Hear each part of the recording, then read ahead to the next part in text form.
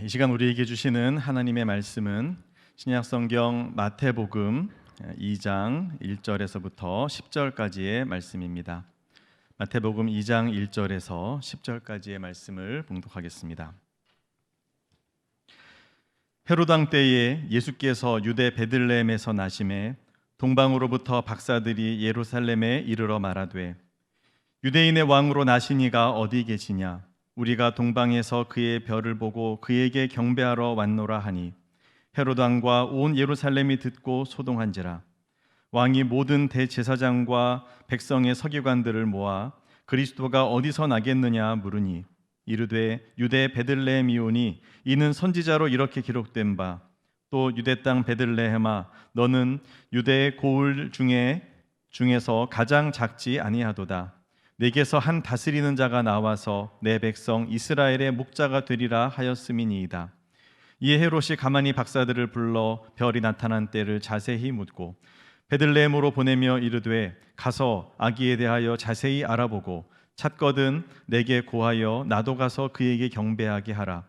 박사들이 왕의 말을 듣고 갈새 동방에서 보던 그 별이 문득 앞서 인도하여 가다가 아기 있는 곳 위에 머물러 서 있는지라.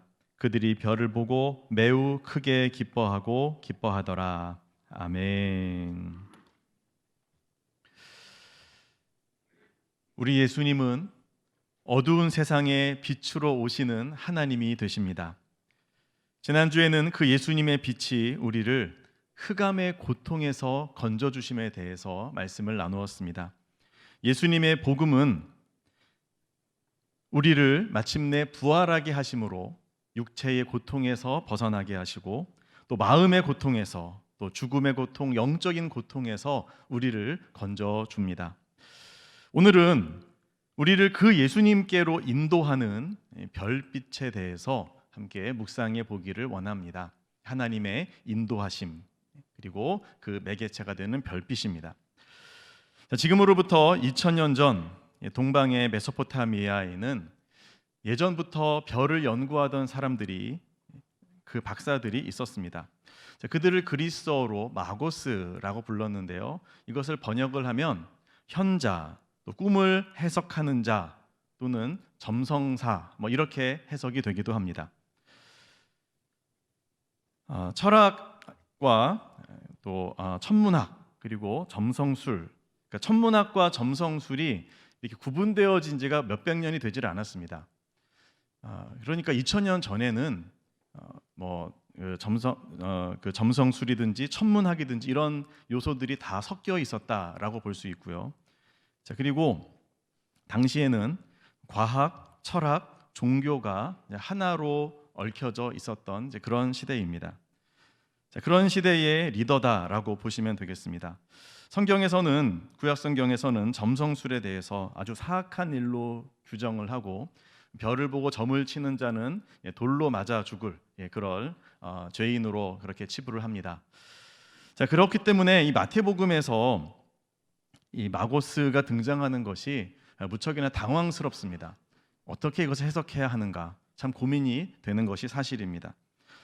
자, 그런데 예수님 당시의 기록을 보면 마고스가 다 같은 마고스가 아니라는 것을 알 수 있습니다.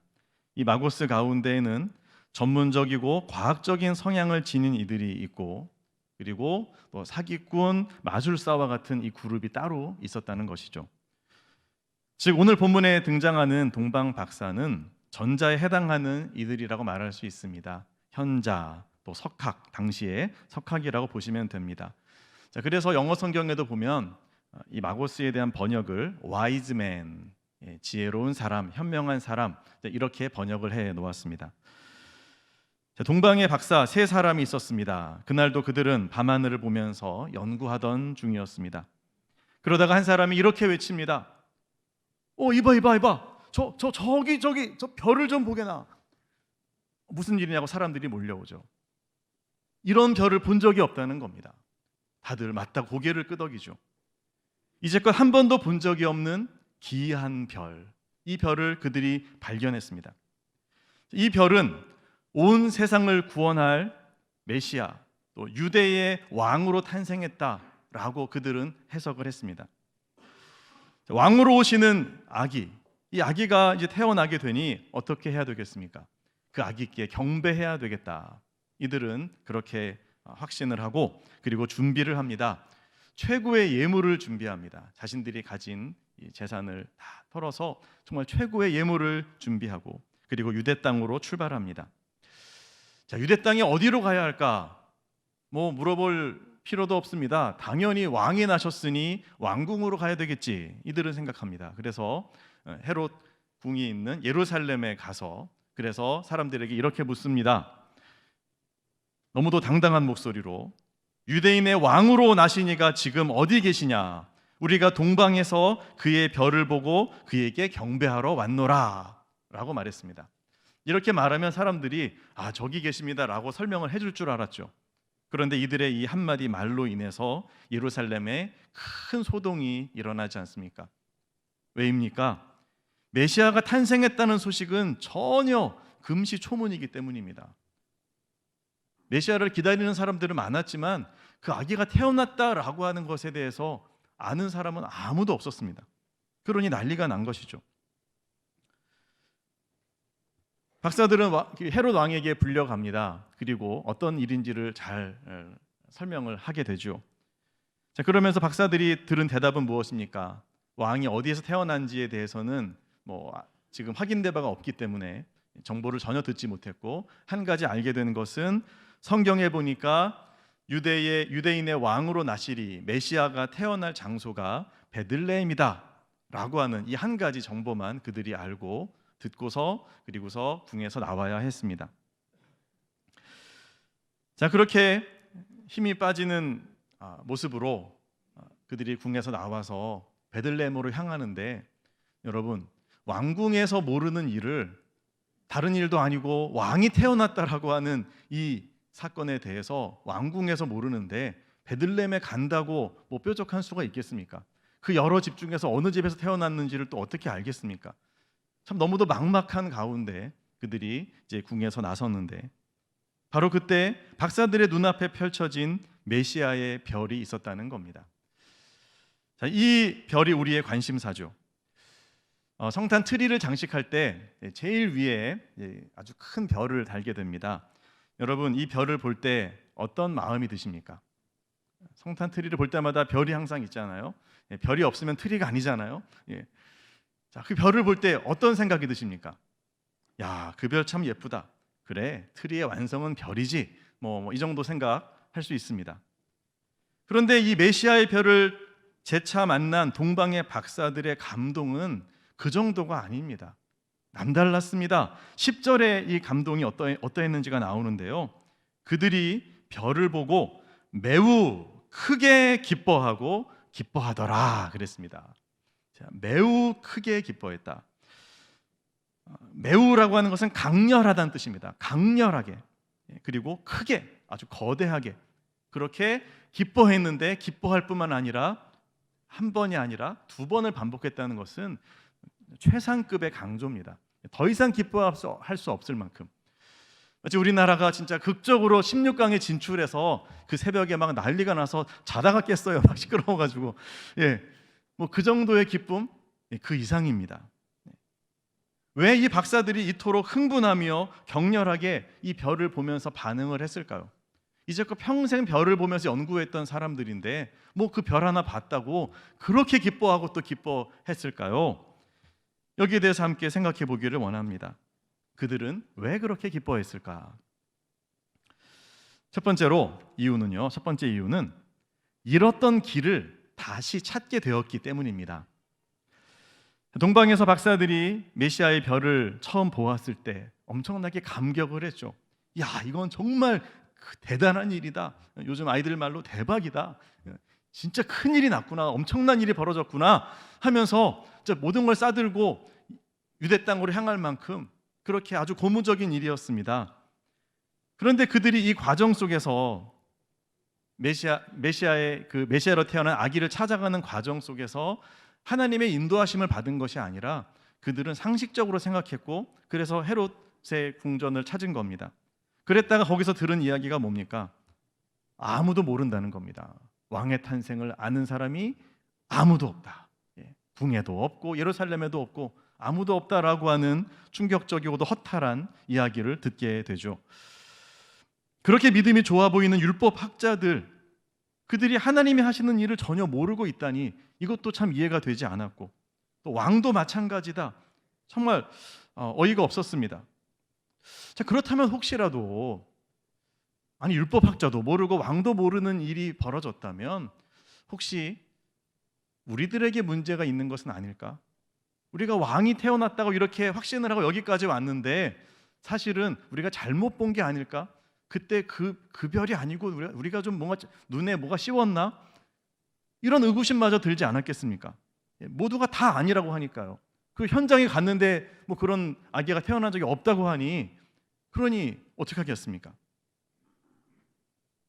메시아의 출생이 예언된 베들레헴으로 그들이 출발하기는 했지만 거기에 가면 만날 수나 있을까? 이 불확실성 앞에서 참 별의별 생각이 다 들었을 것 같아요. 그래서 처음에 가졌던 그 감동, 그 감격이 사그러져 버리는 겁니다. 여러분 가운데 혹시 그런 경험은 없으십니까?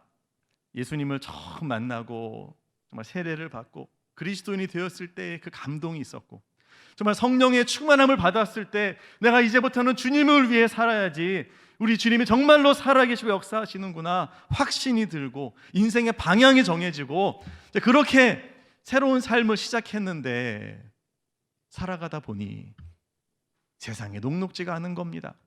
교회 문 바깥으로 나가면 정말로 살아계신 그 하나님을 아무도 인정하지 않습니다. 하나님 없이도 잘만 삽니다.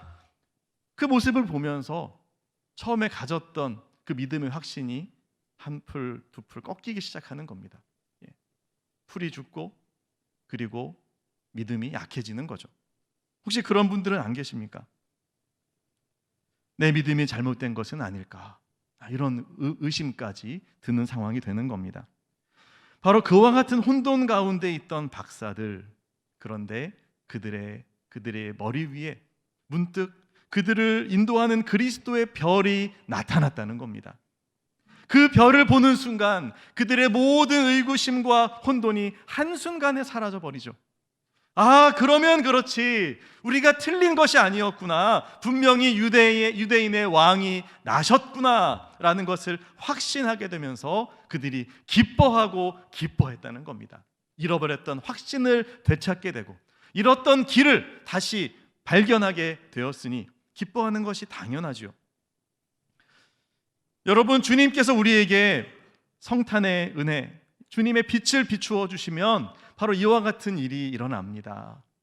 내가 처음 예수님 만났을 때의 그 첫사랑, 예전에 가졌던 주님 앞에서의 그 감격과 순수한 헌신과 그 마음이 주님의 은혜의 빛을 다시 경험할 때 되살아나는 겁니다. 다시 한번 내 마음속에 불릴듯이 주님을 향한 열정이 생기고 확신이 분명해지는 것, 이것이 하나님의 은혜입니다. 주님의 빛이 우리의 마음에 비추어질 때에 그와 같은 역사가 일어나게 될 줄로 믿습니다. 그러면 우리는 그 안에서 충만함을 입어서 잃었던 그 길을 다시 한번 되찾고 믿음의 길, 그 사명의 길로 걸어가게 되는 겁니다.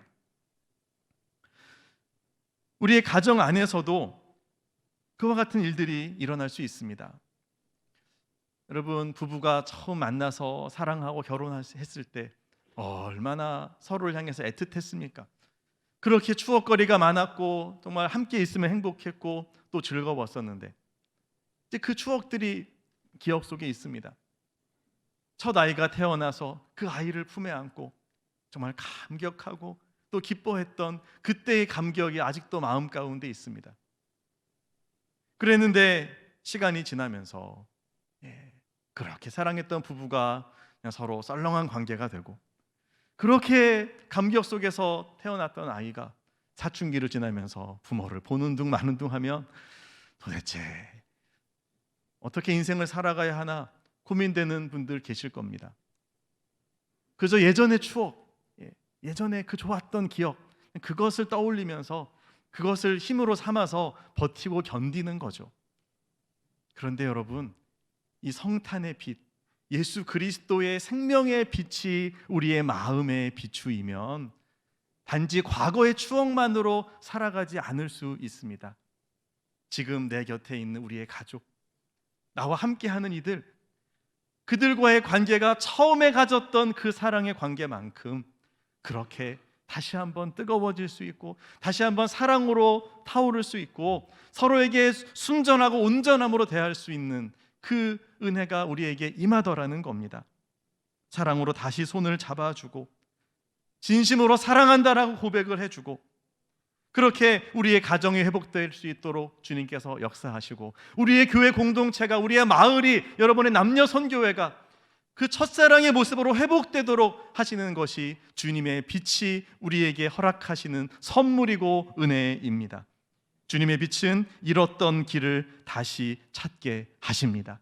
여러분, 이 성탄의 은혜가 여러분에게 함께할 수 있기를 소망합니다. 동방의 박사들이 기뻐하고 기뻐했던 이유 두 번째는요, 별이 그들을 찾아왔기 때문입니다. 본문을 보면 박사들이 별을 찾아내는 것이 아니라 메시아의 별이 그들을 찾아왔다는 것을 우리가 확인할 수 있습니다. 그 별이 찾아와서 발견되어 준 겁니다. 그래서 우리는 이것을 은혜라고 부르죠. 하나님께서는 이와 같은 은혜를 우리에게 베풀어 주십니다. 우리에게 찾아와 주시고, 우리에게 은혜의 빛을 비추어 주시고, 그리고 우리가 회복되게 하시고 새로워지게 하시는 이 은총을 허락하신다는 거예요. 언제 그렇게 하실까요? 바로 지금입니다.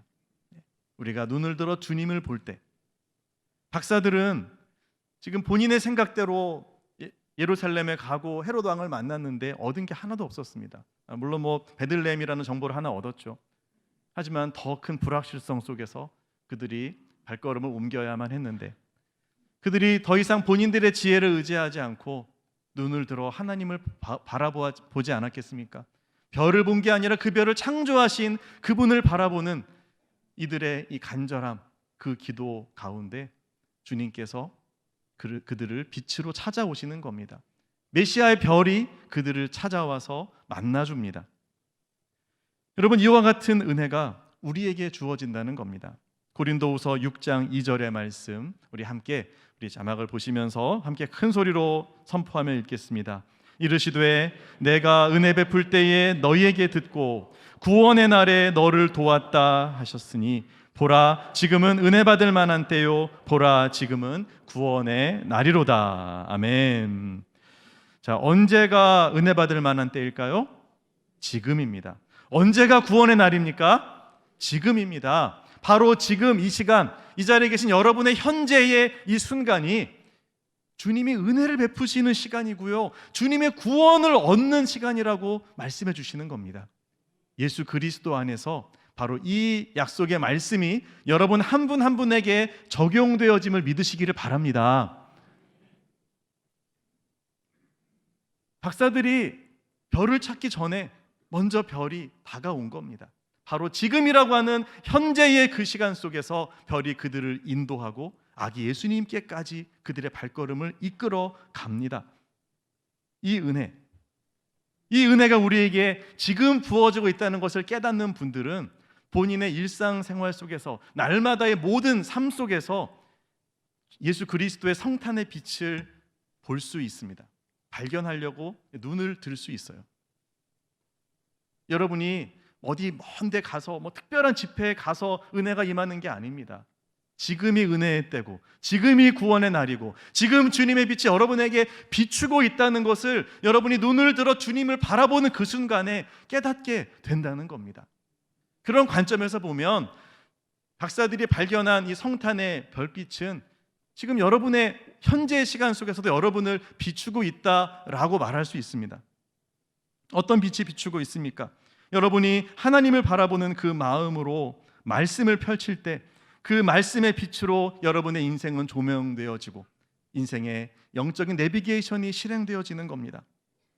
여러분이 하나님을 바라보며 믿음으로 기도를 시작할 때에 그 기도 가운데 주 예수 그리스도의 사랑이 여러분의 영혼에 비춰오고 상처 입은 마음을 치유하시고 여러분을 새롭게 하시고 환하게 비추어 주십니다. 여러분이 예수 그리스도의 이름으로 모여서 공동체를 이룰 때 주님이 말씀하셨잖아요. 두세 사람이 내 이름으로 모이는 곳에 내가 그들 중에 있느니라. 아멘. 여러분이 두세 사람이 모여서 뭐 부동산 시세 얘기하고 뭐 누구 불평하고 뭐 세상 얘기하면 거기에는 주님이 안 계실 수 있어요. 그러나 주님의 이름으로 모일 때, 예수 그리스도의 이름으로 기도할 때, 함께 예배할 때 그 자리에 반드시 살아계신 우리 주 예수 그리스도께서 함께 하심을 믿습니다. 우리 주님은 거짓말하시는 분이 아니시잖아요. 바로 오늘 예배하는 이 자리 가운데에도 살아계신 주님께서 빛으로 임하신 것을 믿습니다. 그러므로 교회 공동체 안에서 함께 할 때마다 진정한 코이노니아의 예수 그리스도의 빛을 누릴 수 있어야 된다는 겁니다. 누릴 수 있습니다. 또한 우리의 가정에서도 마찬가지입니다. 하나님은 가정 안에도 별빛을 준비해 주셨다라고 말할 수 있어요. 우리 남편들에게 어떤 별빛을 하나님이 준비해 주셨을까요? 바로 아내라고 하는 지혜의 빛을 준비해 주셨습니다. 남편 여러분, 아내 말만 잘 들어도 떡이 나옵니다. 네. 괜히 고집 피우면 문제만 더 커져요. 귀담아 들어보십시오. 아내 여러분, 하나님께서 여러분들에게 여러분을 보호하는 빛으로 남편을 허락해 주셨습니다. 우리의 부모들에게 하나님께서 자녀라고 하는 그 별빛을 허락해 주셨고, 자녀들에게 그들을 양육할 수 있는 빛인 부모를 허락해 주셨다. 이런 관점으로 볼 수 있다는 거죠. 그리고 그 빛은 궁극적으로 우리를 어디로 인도합니까? 예수 그리스도께로 인도합니다. 믿음의 아내를 통해서 남편이 구원을 받고, 남편의 기도를 통해서 아내의 마음이 하나하나 새로워지고 정립되어집니다. 그리스도께로. 그리고 뿐만 아니라 우리의 모든 일상생활, 일터에서조차도 여러분을 향한 주님의 은총의 빛, 성탄의 빛이 계속 비추고 있다. 이 사실을 생각한다면 하나님, 지금 이 상황, 이 순간 속에서 제가 무엇을 바라보아야 합니까? 제가 주님의 어떠한 빛을 깨닫고 또 이해하고 예수님께까지 도달할 수 있겠습니까? 우리는 그렇게 깨어있는 심령으로 매 순간순간 주님과 동행하고 그 빛 안에 거할 수 있는 것입니다. 여러분, 그렇게 하루하루를 살아가야 우리가 예수 그리스도의 안에 사는 삶이 될 수 있지 않겠습니까? 여러분, 이 빛이 여러분에게 항상 비추고 있다, 이미 비추고 있다라는 사실을 여러분 확신하시기를 바랍니다. 이사야 60장 1절에서 이렇게 말씀하십니다. 일어나라, 빛을 발하라. 이는 내 빛이 이를 얻고 여호와의 영광이 내 위에 임하였음이니라. 아멘. 이 말씀을 오늘 본문 말씀과 연결시켜서 본다면 여러분에게 이미 주님의 빛이, 구원의 빛이, 그 영광의 빛이 어땠다고요? 이를 얻고 이미 이를 얻습니다. 우리 이사야 60장 1절 여러분에게 주시는 주님의 음성으로 다시 한번 선포하며 읽겠습니다. 시작. 일어나라, 빛을 발하라. 이는 내 빛이 이를 얻고 여호와의 영광이 내 위에 임하였음이니라. 아멘. 겸손히 그리스도의 빛을 사모하며 지금 현재 나에게 비추시는 주님의 그 빛의 인도하심을 따라 가시기를 바랍니다. 그래서 성탄하신 예수 그리스도께까지 이르는 여러분들이 되시기를 축복합니다. 박사들이 그렇도록 흥분하고 감동했던 이유 세 번째는요, 박사들은 진리의 빛을 추구하는 구도자들이었기 때문입니다. 동방에서 이 박사들과 같이 메시아의 별을 발견하고 또 관찰한 사람들이 더 있었을 겁니다. 3명만 보지는 않았을 거예요. 자, 그런데 다른 박사들은 이들처럼 그렇게 유대 땅으로 따라 나서지 않습니다. 함께 가지 않습니다. 뭐 별이 참 멋있긴 한데, 대단한 별이고 내가 못 본 별이긴 한데 뭐 별이 별이지 뭐 그거 어떡하라고. 어떻게 내가 할 일도 많고 바쁘고 지금 내가 해야 될 과제가 태산인데 이걸 다 놔두고 어떻게 유대 땅으로 가? 에이, 거기까지는 못해. 그들은 구도자가 아니었습니다. 그러나 구도자, 진정한 진리를 찾고 진실을 찾기 원했던 이 박사들은 모든 것을 내려놓고 최고의 예물을 준비해서 유대 땅으로 출발했다는 것이죠. 자, 그들이 유대 땅에 가서 만났던 헤롯 왕은 어땠습니까? 헤롯 왕은 박사들을 통해서 왕의 탄생의 소식을 듣고서 아주 긍정적으로 반응하잖아요. 호의적으로 대하죠. 그런 일이 있냐고, 나도 그 아기께 경배할 테니까 꼭 알려달라고 말은 이렇게 했지만 속으로는 어떤 생각을 합니까? 아기를 찾으면 죽여버리겠다. 그래서 내 왕위를 보호하겠다. 그는 구도자가 아니라 정치인이었습니다. 유대의 종교 지도자들은 또한 어떻습니까? 그들은 아기가 태어날 장소까지 줄줄 읊을 정도로 성경에 통달했던 사람입니다. 박식했습니다. 하지만 아기가 태어났다라고 하는, 유대인의 왕이 태어나셨다고 하는 그 이야기를 듣고서도 베들레헴에 가서 경배하지도 않았고 확인하지도 않았습니다. 그저 그들은 자신들의 자리를 지키는 데만 급급했던 관료들일 뿐이었습니다. 대림절을 지내는 여러분, 우리는 그럼 어떻습니까? 여러분은 진정한 구도자이십니까? 아기 예수님을 진심으로 사모하고 그분의 빛을 나의 삶에 모시고 살아가려는 그런 열심으로 주님을 바라보고 계십니까? 아니면 저 주일이니까 교회에 가고 12월이니까 대림절이지 형식적으로 이 시간들을 그냥 보내고 계십니까? 교회에서의 이 재직들의 직분도 마찬가지입니다. 직분도 이런 관점에서 생각해 보면요, 이런 분들이 계시잖아요. 내가 어떤 직분을 맡았던 이 직분이 너무도 소중해서 우리 주 예수 그리스도께서 나를 충성되이 여기셔서 맡겨주신 직분이다, 이 마음으로 최선을 다하고 정말 나의 생명을 다해 또한 나의 모든 사랑과 정성을 다해 충성하는 그런 분들이 계시는가 하면, 어떤 분들은 직분을 어떤 신분이나 계급처럼 여기고요, 그리고 높은 직분, 낮은 직분 이런 식으로 구분을 하면서 함부로 이야기를 합니다. 또는 자기가 받은 직분을 하찮게 여기고 내던지는 경우들도 있습니다. 이것이 무엇을 말해줍니까? 참된 신앙이 따로 있고요, 어떤 제도와 시스템으로서의 기독교가 별개라는 겁니다. 이 둘이 같은 것이 아닙니다. 하나님은 누구를 찾으십니까? 신령과 진리로 예배하는 자, 정말로 주님 앞에 목마른 자, 구도자를 찾으시는 줄로 믿습니다. 그래서 그들을 예수 그리스도께로 인도해 주시죠. 하나님은 동방의 박사들이 별을 보게 하셨고 그리고 그들을 예수님께로 인도합니다. 박사들이 별을 보고 왜 기뻐했습니까? 그 별이 본인들을 인도하거든요. 메시아께로 인도하는 별이었기 때문에. 그래서 그 별을 따라가서 그 메시아께 경배하고 예배하기 위해서 그들이 여기까지 왔고, 그 별이 자신들을 인도한다는 사실 앞에서 그들은 감격하고 기뻐하는 겁니다. 이게 뭘 말해줍니까? 그들은 예배자였다는 거예요. 진심으로 예배하기를 원했고, 진심으로 찬양하기를 원했고, 진심으로 메시아를 만나기를 원했다라는 거죠. 다른 건 아무것도 필요 없는 거예요. 많은 사람들이 하나님의 인도하심을 원합니다. 하나님, 저의 길을 인도해 주십시오. 제가 어떤 직업을 선택해야 되겠습니까? 제가 어떤 길로 가야 되겠습니까? 누구를 만나야 되겠습니까? 할 때마다 다 기도하고 하나님 인도하심을 받는다고 예언의 은사자도 찾아다니고 해요. 하나님의 인도하심이 있죠. 그런데 그분이 원하는 하나님의 인도하심은 하나님께서 원하는 인도함과 다를 수 있다는 겁니다. 하나님의 인도하심은 예수님이 누이신 낮고 천한 그 구유까지 찾아 내려가는 것이고 그 앞에서 예배하도록 이끄시는 인도하심인데, 그런데 어떤 분들은요, 내가 잘 되기 위해서 인도함을 받으려고 하는 겁니다. 헤롯 궁으로 인도되어지길 원합니다. 거기서 한 자리 차지하고요, 내가 왕이 되고 내가 누리는 그런 인도하심을 바라고 기대하는 거죠. 자, 그러다 보니 하나님의 인도하심과 내가 생각하는 인도하심이 맞지를 않는 겁니다.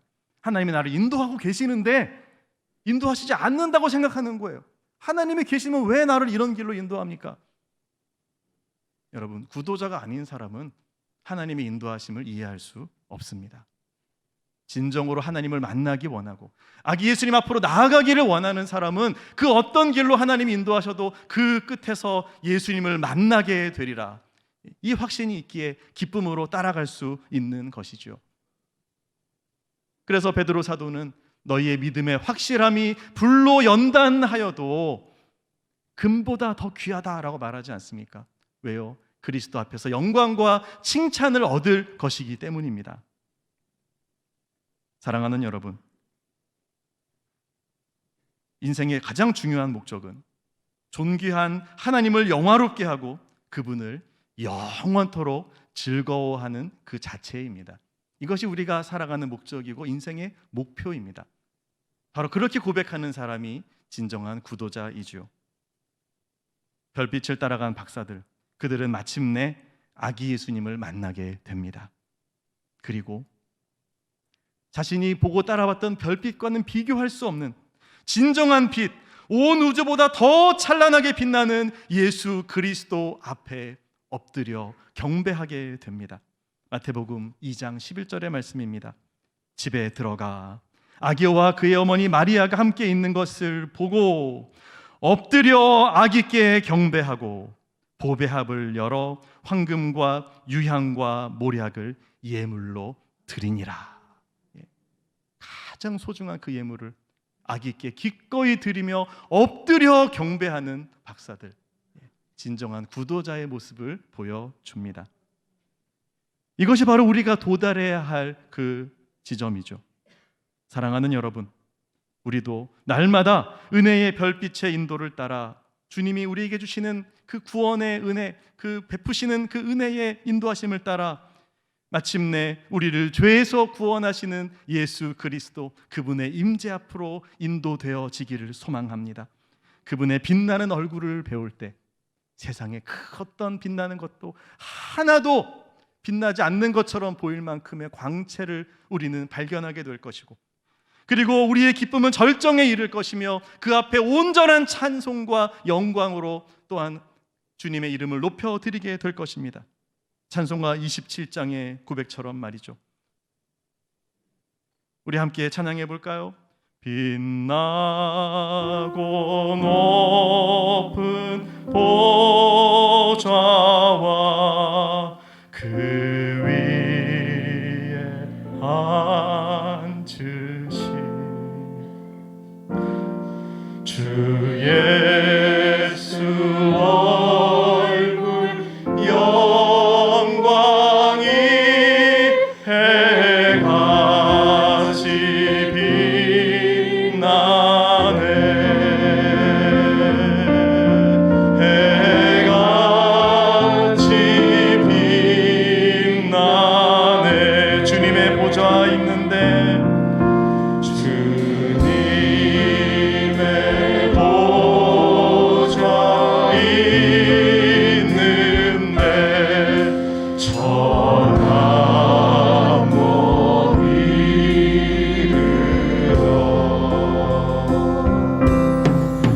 그 영광 몸소 배울 때 내 기쁨 넘치리. 내 기쁨 엎드려 절하세. 엎드려 절하세. 엎드려 절하세. 엎드려 절하세. 우주 두 손 높이 들고 함께 고백합시다. 엎드려 절하세.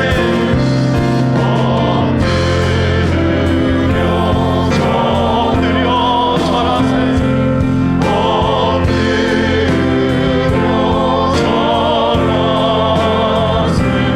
엎드려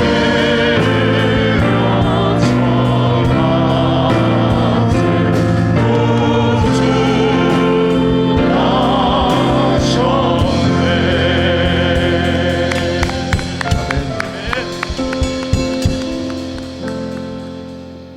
사랑하는 여러분, 주님의 빛의 인도함을 따라 예수 그리스도 앞에까지 나아가게 되었을 때 그분의 그 밝은 얼굴을 바라보며 나의 모든 것을 올려드리고 엎드려 절하며 경배하는 우리 소정의 모든 성도들, 한 분 한 분의 모든 삶이 되어지기를 예수 그리스도의 이름으로 축복합니다. 아멘. 기도하겠습니다. 하나님 아버지, 날마다 우리의 삶을 주님의 생명의 빛으로 비추어 주시고 우리를 목자와 같이 인도하여 주셔서 마침내 아기 예수 그리스도의 그 영광스러운 자리까지, 그 빛나고 영화로운 보좌까지 이끌어 주시는 하나님을 찬양합니다. 주여, 우리가 매 순간마다 주님 앞에 머물게 하여 주시고 엎드려 절하며 주님을 경배하는 하나님의 백성들 되도록 우리를 인도하여 주시옵소서. 예수님 이름으로 기도하옵나이다. 아멘.